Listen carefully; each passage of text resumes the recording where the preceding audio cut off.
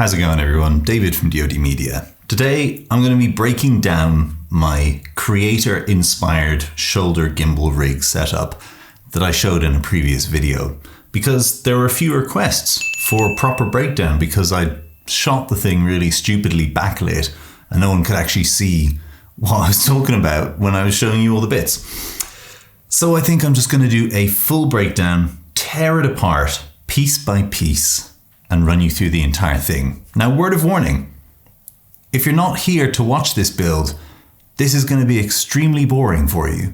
So you might as well just skip to the end, give it a thumbs up, hit that subscribe button, ring that bell, and come along to the next episode, because this one, it ain't for you. But if you are interested in, sticking around, watching me assemble this entire thing, then I'm going to be shooting on the A7S III right now, but that would normally be what's sitting here. I'm going to fully disassemble this. You don't need to watch me disassemble it. So let's go from it being disassembled. So first things first, I think we should talk about the gimbal itself and the power delivery for that. Now, I'm using this Smallrig power delivery system instead of the battery that comes with the RS3 Pro or RS3 or RS2 or whatever. So I've taken that out by releasing it with this clamp here. I've stuck this in so it's locked in the same way that the battery's locked in. And then there's a precautionary lock on top of that, just in case the gimbal's being put under a lot of strain and it is at risk of, for some reason, releasing. That way, even if I release that, it's not going to come out. So you have to sacrifice one of your smart NATO rails on your gimbal, but that's okay because we have another smart one here which has all the contacts for us to be able to control the gimbal later. So with this comes a D-tap to LEMO cable. And the idea is that you can plug it into either of these. So if you plug it into one and a battery, then that will power that. Then that acts as a throughput for this one to come out to power something else, which is quite handy. But I'm not going to be making use of that in this video. It's just in case you're interested in that, in thinking of ways that could be beneficial to you, well, there you are. So I'm not going to plug this in just yet because I tend to like to plug things in when I've finished assembling. It's a bit easier then to work your wires around where they need to be. So first things first are my rods. I have these foot-long carbon fiber rods from Smallrig. They're nice. They're nothing special. I could have gone for aluminium rods. It really makes no difference, to be honest. In fact, aluminium rods would probably be a little bit more secure, but that's fine. So I'm going to go ahead and fit my power delivery plate. This is a power delivery plate by Andycine, but to be honest, any power delivery plate will do. And in fact, a power delivery plate that allows you to articulate this 15mm rod mount probably would actually be a little bit easier to use too. This one is a rigid one, but that's fine. I'm using what I have. I'm not going to order new stuff because that would be silly. So I'm going to go ahead and mount it so the V-lock battery is facing outwards. I'm just going to run that through there, and I'm going to make sure to leave a little bit of room. I'm not going to put it right flush up against the end because I want room to be able to switch that dual handle from there over to here so that I can actually shoot the gimbal in reversed mode, meaning the camera's pointing behind me, but I'm operating it this way, looking at the monitor, operating with my thumb, walking forwards. That way it's way easier to do a tracking shot where you're following someone who is walking behind the camera, walking forwards towards you. So we're just going to temporarily lock this down. That way it gives us a frame to work on. So next thing I'm going to put on I'm not going to put on my shoulder mount. I'm going to put on my 15mm Railblock. This is just a very simple Railblock by Smallrig.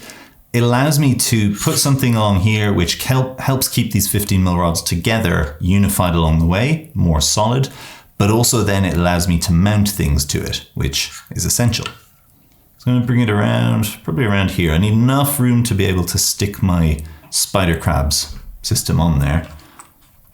So that should do it. Then I'm going to go ahead and take my Spidercrabs from iFootage. I'm going to go ahead and take the short section, and I'm just going to take this, I guess it's the spider, and I'm going to put it in here already so that that's in place. So these things are great because they have locking pins and they have a retractable, let me come up nice and close here. they have a retractable 3/8 to a 1/4-20. So if you're using a 3/8 thread, it's there. And if you need to use a 1/4-20, it just pushes down, and it's got locking pins, which are also retractable. So it's really great. You can mount it in pretty much any situation. Nice and tight. Okay, then I'm going to be putting on my shoulder rig. Now I don't want this to be bang in the middle, because it's going to be a little bit too uncomfortable to operate forward, which is going to be like how I'm operating it most of the time, I'd say. I'm going to bring it kind of 2/3 towards the back. That way, if I am reversing those handles so that I can do a tracking shot of someone walking forwards and I'm walking forwards with the camera pointing back, it's still comfortable enough, but for the majority of my shots, I'll be going that way. So I want more space here. Right, then this is going to be my briefcase handle mount. So I'm going to stick that in there before I stick a load of other things in. And I'll bring that to about here. And we'll tighten this down nice and tight. Okay, at this point, I'm going to take these guys. These are fantastic little Smallrig adjustable NATO rail arms. So you pull that out and you realize this entire thing is a NATO rail. And so you can adjust the distance, which is great. If you've got a handle here, you can bring that handle down there. It's a considerable distance that you can add or remove from your handles. So they're lovely. So I'm going to go ahead and stick each of these on this thing. I can't seem to find this on Amazon anymore, but you can buy this with handles already. So if that works better for you, buy it with those Rosette accessories and then add these handles on afterwards. Or potentially you can find something that is similar to this from a different brand. Great. Now before I stick these on the 15mm rods, this is going to be very important because this is going to be holding my second point of contact with the gimbal. First point will be here, second point will be here. So I'm going to slip this on. This one, I got this with a gimbal, I think it was a Feutech gimbal years ago. And it's just really cool because it's just one clamp. It's very thin, very inconspicuous, but it is so strong. So I'm just going to clamp that loosely for there now. And that's it. That is all the things that are going to have to come on here. So finally I can add this guy. I'll put that right at the end. Tighten this up nice and tight. For now I'm going to put these at a very shallow angle just so that it rests a bit more easily, a bit more comfortably. Great. So now we can start building it. The first thing I'm going to do is put the gimbal on there and then work around that to make sure that everything fits where it needs to go. So I'm going to grab my Spidercrabs, I'm going to take out the spider, I'm going to stick this guy here. Now if you look, you can see these 3 dots here and you can look in there. There are 2 pins. So you got to line those up with where you're planning on putting your clamp because you want to be able to shut this lever easily. So let's go ahead and put them there. That way I can shut that down there. Now I'm going to take this spider crab here. I'm going to stick it underneath the gimbal. I'm going to go for the highest point because that makes the most sense to me. Now this is nice, it's got locking pins, so I'll be able to shove those locking pins in there. Even though it's a 1/4-20, that's fine because the locking pins just give it a little bit of extra sturdiness. It's not going to slip on me. I would rather it be a 3/8 thread, but to be honest, it's not the end of the world because, as I say, there's more than one point of contact. It means the strain on that is going to be greatly reduced. So my pins are down, so let's stick that in there. Clamp it down. All right, that is now basically the skeleton. So I'm going to line this up pretty much in the middle overhead and lock down my spider crabs. Do that nice and tight, and there we go. That's the basis of our creator gimbal. We're getting there. So I'm going to take my second point of contact. Now this is a 15mm rod piece. And then there is a single rod clamp piece by Smallrig, which I have attached a NATO rail clamp to. a quick release NATO rail clamp. So this thing is 3 pieces assembled into one. But to be honest, you probably could just get a NATO rail rod clamp that would do all of this in one piece. So I'm going to tip this on the side so you can see what's actually happening here. First of all, I'm going to take the rod out. I'm going to loosen this guy and bring him forward because he's way too far back. To about there.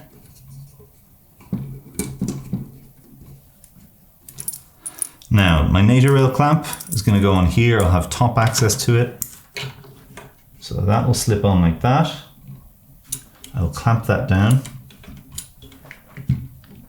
So it's nice and sturdy, not going anywhere. Then I'm going to bring this guy up. Now I see I'm going to have to adjust the position of the Spidercrabs so that this can reach that. So let's go ahead and do that. There we go.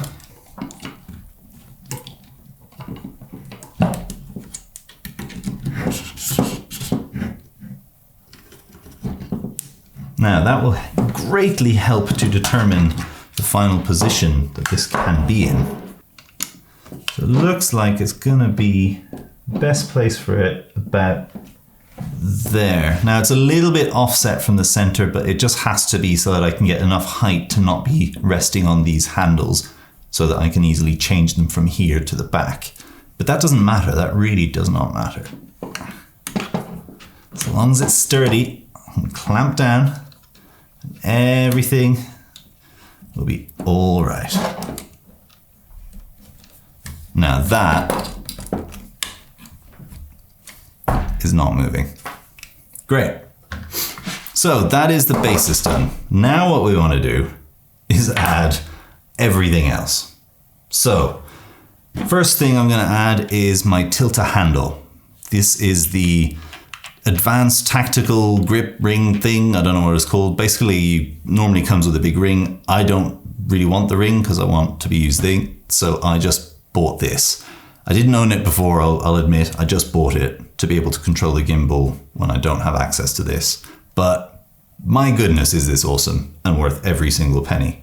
So with this thing, I'm going to add this Tilta item, which is a Rosette to NATO rail clamp, which I'm going to tighten on here.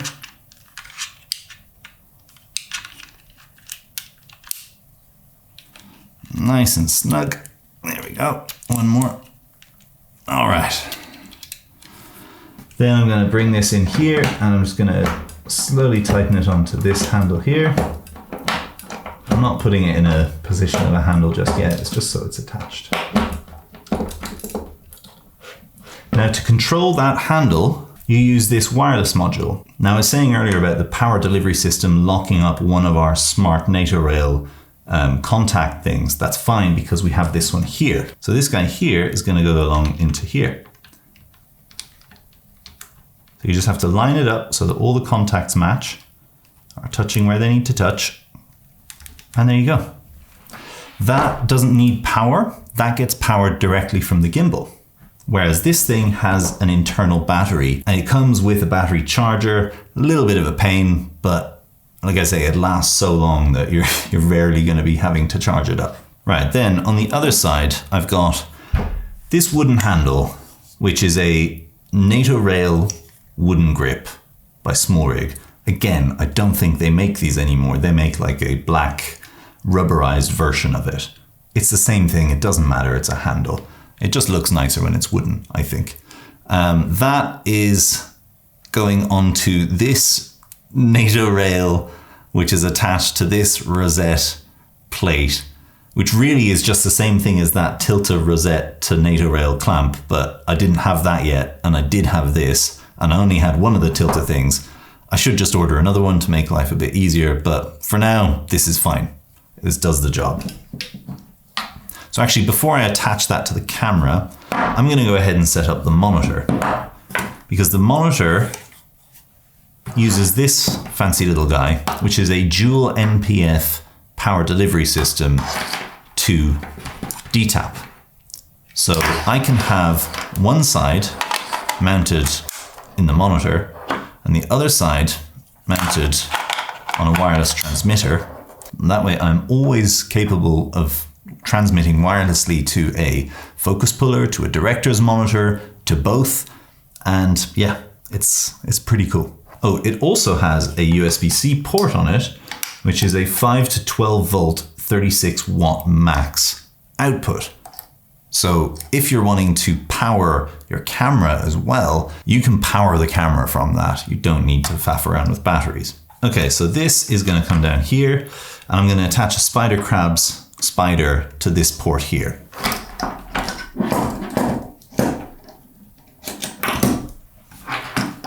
Now I put my Andycine C7 monitor in the Andycine cage, simply because, and I've talked about this before, the 1/4-20 ports for mounting that are on the monitor itself, they're really flimsy. They're tiny little metal connectors in a plastic enclosure.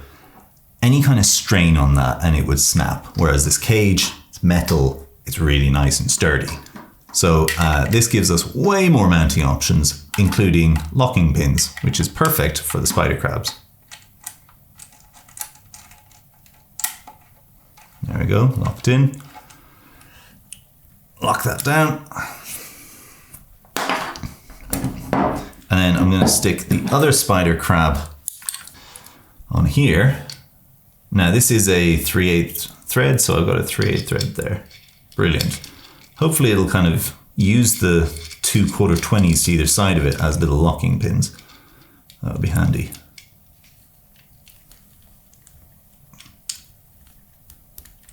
All right.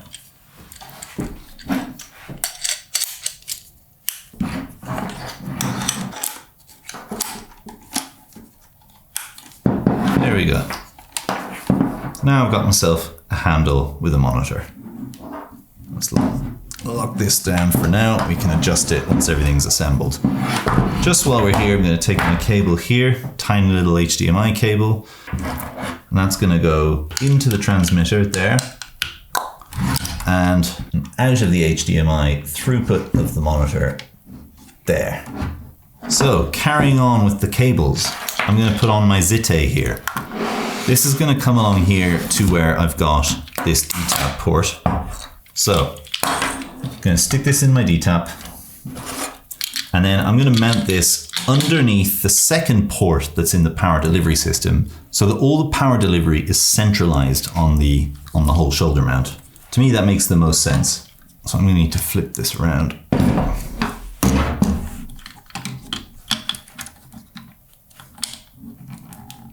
Okay, that ought to do it. So now we have, let's see if we can focus on that. So now we have power delivery for 4 DTAPs in the middle of the rig. So the first thing I'm going to plug in is the power for my gimbal. The second thing I'm going to plug in is a DTAP extender, which is going to run to the monitor handle. And I'll leave that there for now. And then if I wanted to, I could put another DTAP in there to power the camera, or a light, or another wireless transmitter, or an audio recorder, or whatever the hell you wanted to do, or a second camera even. That's the beauty of having that DTAP splitter. So next, let's go ahead and put my briefcase handle on. Now I've got this single thing here that I put there, and with that, I'm gonna run this NATO rail in there to about there, and then I'm gonna put the briefcase handle on it, like so. I'm just gonna run that in there till it clicks. And I'm gonna lock that down. There we go. Now, making sure that this NATO rail is nicely locked down, I have a nice handle to be able to hold this with, and it's sturdy, and it's not going to break on me because it's clamped down really well. Okay, so next thing, I'm going to loosen this handle, bring it down there so that it's kind of in the shape of a handle for support, and then I'm going to clamp this one on. So now I'm going to do a little bit of cable patching. I'm going to stick the battery under here just to support that handle so that it can stay nice and easy. So the first thing I'm going to patch along is going to be this DTAP port. Now I'm going to leave enough excess in it so that when I take this off and bring it over to this side, it's not going to be tugging on this a huge amount. So I'll leave it to about there. Now luckily this already has a cable tie on it, so I'm just going to go ahead and tie that to that handle. That should be plenty to take this off, turn it around and bring it on there. I might give it a little bit more actually, just to be safe. This is then going to come around here and connect to this guy. And that way I have all of this also being relayed into my DTAP, which is going to be powered by the V-Lock battery. Now this bit's floating around, but I'm not going to strap it to the part that goes up to the monitor. I'm going to strap it to the DTAP extension because I still like to be able to take this monitor off in this quick release from this iFootage Spidercrabs and use this just in a handheld setup exactly the same way on a handheld rig. So I don't want to have to unstrap this bit, so I'm just going to strap the extension in instead. Then I'm going to take my HDMI cable. This is a nice and long HDMI cable, probably a little bit too long, but it was the best I could find in the time that I had in what was available. This is an 8K UHD transmissible cable, meaning that it can handle a big old data load if I need it to.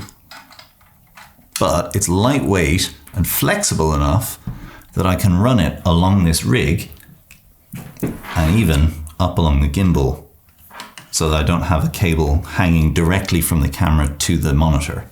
And again, that's because I want to be able to switch this handle around and not have to fiddle around with the length and the pull of that cable. So I'm going to untie this cable strap that I did here, and I'm going to add that HDMI in there. And same thing here, I'll just invite this HDMI cable into this bit here.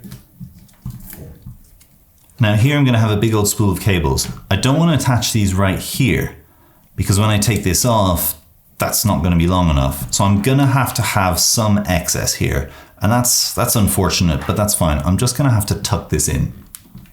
This HDMI cable is then going to come around here and it's going to come and attach itself to the extra bit that I have on there. And then the final strap that I'll be putting on this HDMI cable is going to be here underneath the actual caddy of the gimbal. Now you might be thinking, why bother? What is the bother of all that? Why not just reattach the HDMI cable once you're done? Well, the reason is I hate having cables dangling and pulling. And until I get a gimbal that has an HDMI pass through here that runs along the other gimbal cables in here and then has a clean HDMI port that you can plug your monitor into there so that there is no need for any cables, well, this is the best I can do. Okay, and then finally, let's just go ahead and clean up this cable here, and I'll just attach this one to this bit in the handle because it's convenient. All right, let's go ahead and adjust these arms to something that's a little bit more realistic. Something maybe more like that. This one's longer, so I don't think it'll be quite as extended. And this one is shorter, so I think it'll be quite a bit more extended. Perhaps to about there.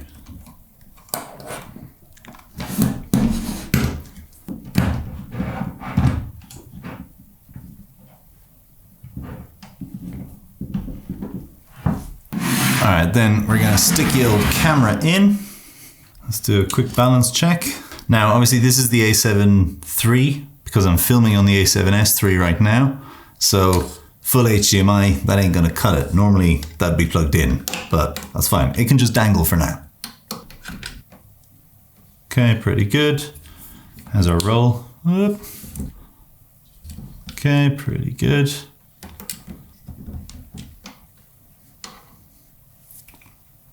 Okay, and when we're ready, stick a battery in, power it on, as in the mains power plate, and then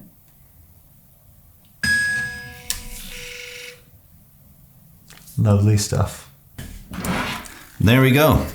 Now we have a serious need to adjust angles. All right, let's go ahead and adjust these angles now. These handles, I mean. A bit there.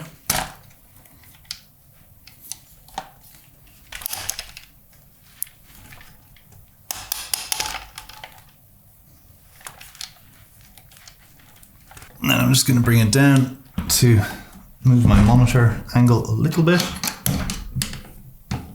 Right. There we go. That is the creator-inspired shoulder-mounted rig. All right, now let me quickly show you how it's reversible. Let's power off our gimbal. Cut all the power to everything. And then we're going to go ahead and loosen these handles, or not these handles, we're going to loosen the Rosette arm mount thing that's on there. Now you see, because we've attached our cables, we're just going to simply come around here like this, untangle our spooled cables, and stick that in there. Stick that in there like so, and then fasten that down. Power on, gimbal on, and now we have a gimbal that I can operate from behind. So I can be walking in that direction while someone behind me walks following me, so I am tracking them backwards, they are walking forwards, and I can see where I'm going. I don't need a spotter. I can look at my monitor while I'm walking forwards. Easy peasy. Okay, Editor David here. I need to caveat that's not quite true. It is not easy peasy to operate pointing backwards. It takes a bit of practice. Sorry.